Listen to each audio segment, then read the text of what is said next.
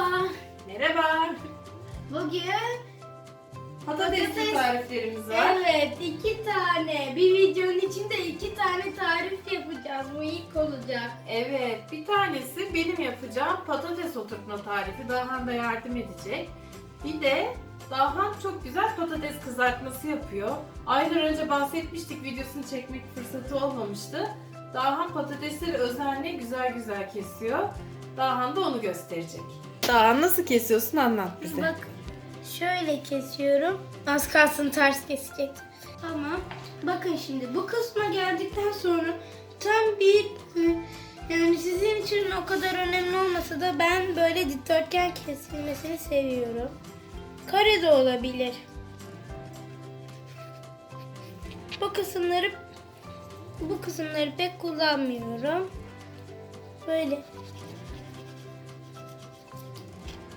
Böyle çok minik parçalar. Ama eğer yaptığınız patates büyükse çok büyük parçalar yapabilirsiniz. Tamam. Bakın. Bir tane bunun gibi bir şeyden bu kadar patates çıkartmanız mümkün. Bunu nereden kare yapsam bilemedim, yani dikdörtgen de olabilir. Kenarda kalanlar ziyan olmasın diye de biz kızartıp yiyoruz. Dahan kusursuzları seviyor. Değil mi Dahan? Evet. Şöyle kesebiliriz. Buradan da çok az kalıyormuş bu. Bu kadar değerlendiremeyeceğimiz için bunda şöyle bir şey yapmayı düşündüm.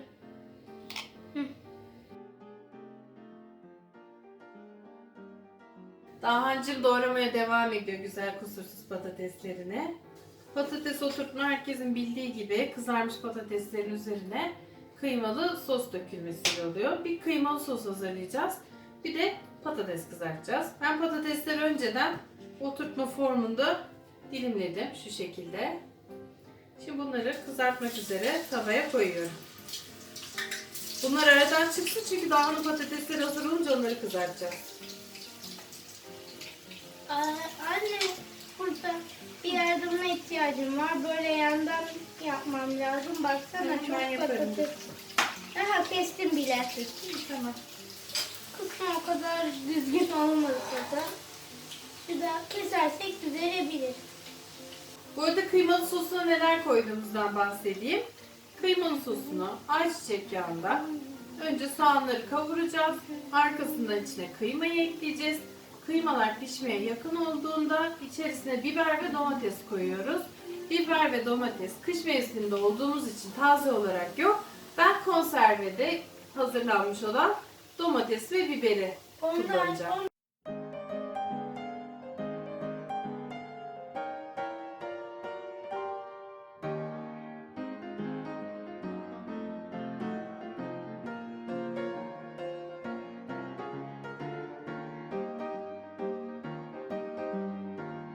Peki, şimdi devam edelim. Annem bir şey yapacakmış. O sırada ben bu kadar patates yaptım.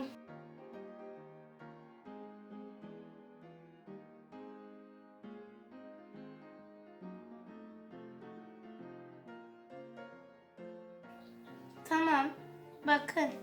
Bunu atalım. İşte buradan bayağı güzel patateslerimizi yine çıkardık. Patates kesme aletleri varsa onları da tercih edebilirsiniz.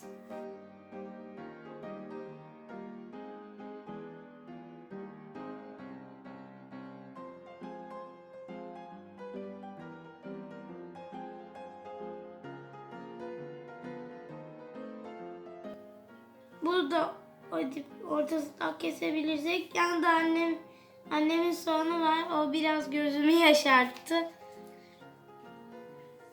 Ama onu da idare etmeye çalışacağım. Ama cidden çok yakıyor.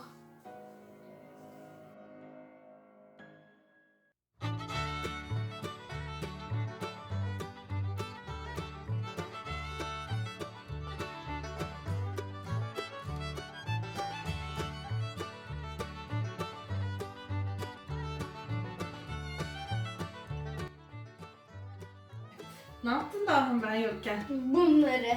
Of of çok çalışmışsın. Bitirdiklerini ayrı bir tabağa alayım mı rahat etmen için? Çünkü bayağı bir bundan bir iki tabak çıkar diyorum ben. Evet. Doya doya yersin.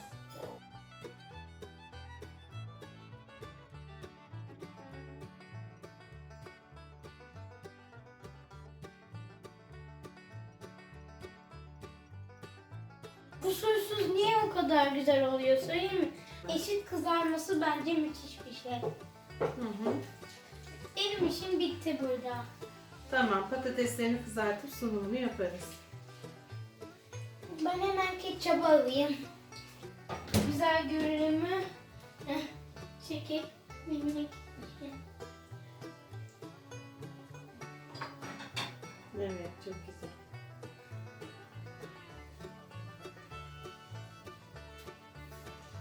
Şunları kızartacağım, ben onları da kızartacağım. Değil mi? Hı hı. Ben bekliyorum. Şimdi ben oturtmanın patateslerini kızarttım. Bunlar bir kenarda duruyor. Şimdi dağının patateslerini kızartacağız. Getir bakalım.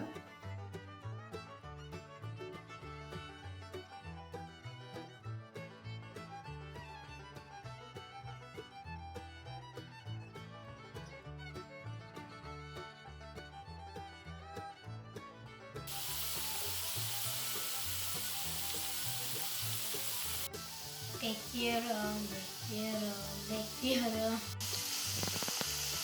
Bekliyorum, bekliyorum.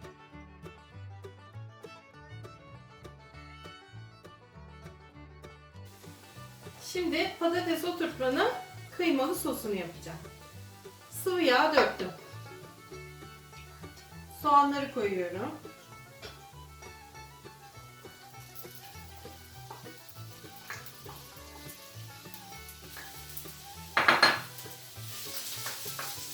Soğanın içine bir diş sarımsak da kattım. Zorunlu değil.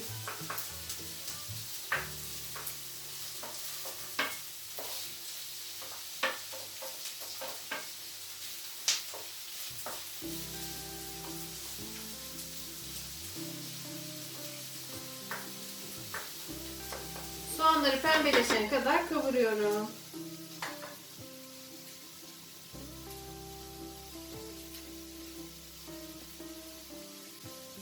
Patates oturtmanın sosu olurken fırın kabının içerisine patatesleri diziyorum. Şu şekilde. Elin yanmasın, dikkat et anne. Evet yanmaz. Benimki seninkinden önce kızardı ya. Hı hı. Bu şekilde fırın kabının dibine patateslerle kaplıyorum.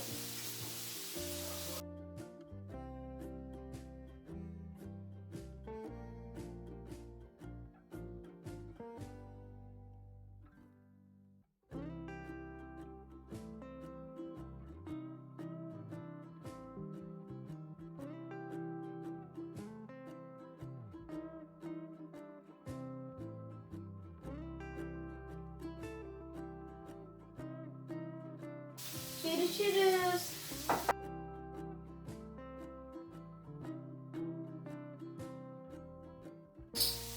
Bunun tabanını da kapladım. Şimdi soğanların üzerine kıymamı ekliyorum.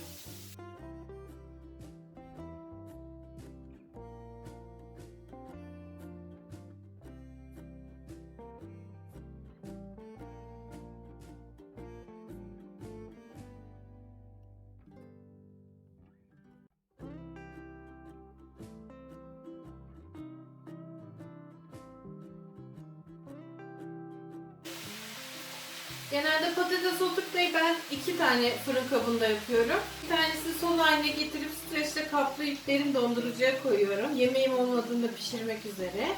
Bir tanesini de fırınlayıp yiyoruz o gün içerisinde.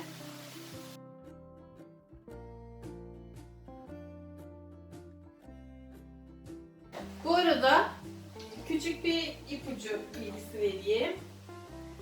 Tabii şu anda sıcak yağım ama şöyle işim biten pet şişeleri atmıyorum, saklıyorum. Üzerine huni koyuyorum ve kızartma yağım soğuduktan sonra pet şişenin içine döküp öyle atıyorum. Lavaboya dökmüyorum kesinlikle.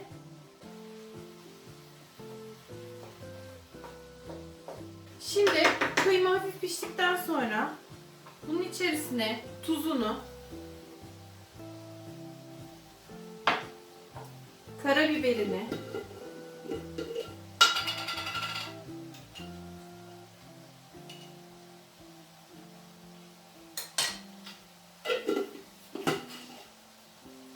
ve biber ve domatesini katıyorum. Dediğim gibi kış mevsiminde olduğumuz için ben konserve katıyorum şu anda.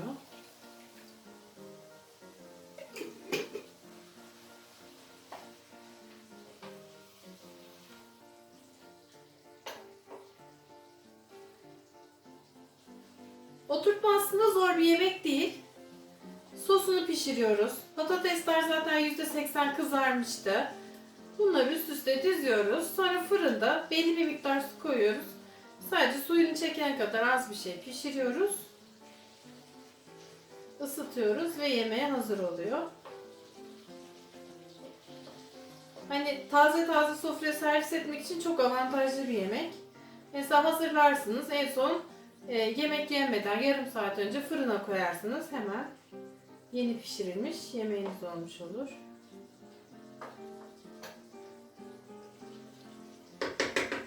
Bu şekilde de bir 5 dakika daha fokurduyor. Ondan sonra altını kapatıyoruz.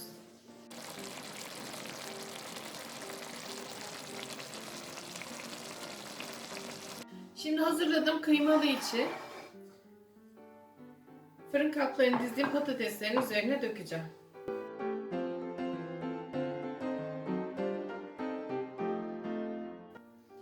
Bunları yemeden ne kadar önce yaparsanız kıymanın lezzeti patatese o kadar çok geçer. Daha da güzel olur. Yani hemen yemekten önce değil de birkaç saat önce yaparsanız daha da güzel.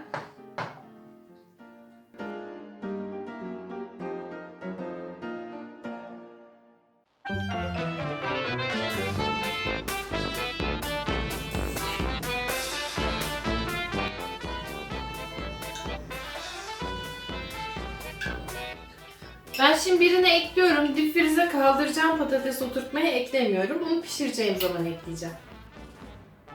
Son olarak bunu fırına koyacağım. Ve böyle 150 derece civarında falan suyunu çekene kadar ısıtacağım. Ve servise hazır olacak. Şimdi patates oturtmamı fırına koyuyorum.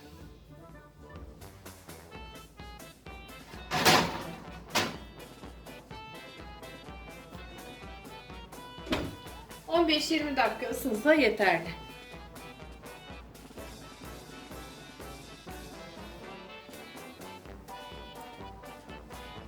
Aradan 20 dakika geçti. Patates oturtmamız artık hazır.